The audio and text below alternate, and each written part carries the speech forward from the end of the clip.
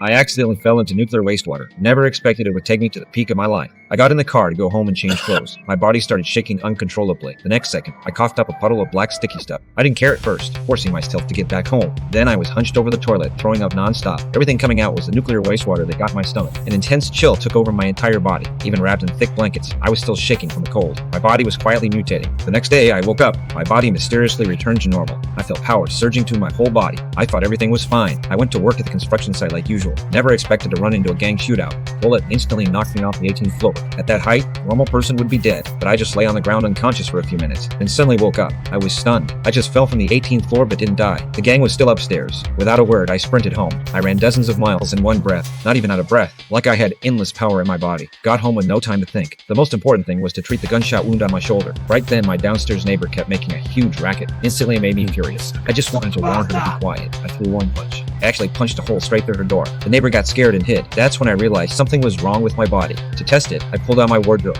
gave it a light push. Several 100-pound wardrobe flew straight out. Then I went for the radiator. Pulled it off with barely any effort. Pressed down slightly. The radiator turned into an accordion. After falling into the nuclear waste, I awakened superpowers. Dirt floor as I was. A bold idea came to mind. Under cover of the dark night, I put on a mask, walked up to an ATM machine, started hammering away at it.